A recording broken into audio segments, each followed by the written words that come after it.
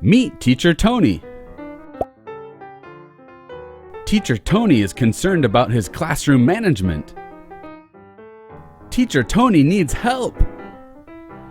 I can't get my students to behave properly. Why don't you use behaviorism to help shape appropriate student behavior?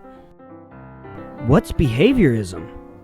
Behaviorism is a learning theory based on the idea that behavior can be controlled or modified based on the antecedents and consequences of a behavior. Huh? For example, in the classroom, a behavior will only occur if given the right environment or antecedent. The behavior is more or less likely to reoccur based on the reinforcements or consequences that follow, such as rewards and punishments. What?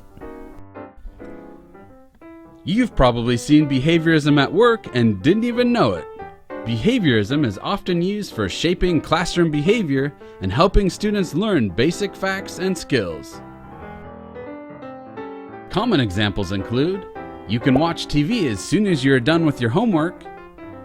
Students who complete all homework this week don't have to take the quiz on Friday. Receiving a sticker for a correct answer on a math problem. And students who arrive late will receive detention. These are all examples of behaviorism at work in the classroom. Now let's see if we can apply the principles of behaviorism to help solve Teacher Tony's problem. First, Teacher Tony needs to decide what specific behaviors he wants his students to exhibit. Teacher Tony decides he would like students to show 4 behaviors. Teacher Tony wants students to come to class on time, have materials out when the bell rings, participate in classroom discussions, and push in their chair when they leave class. Next, Teacher Tony must decide on reinforcements or consequences for his students. Teacher Tony decides on 2 reinforcers. First, Teacher Tony will award classroom money to students who demonstrate behaviors. Money can be spent on class rewards, such as using notes on a quiz or turning in homework late with no penalty.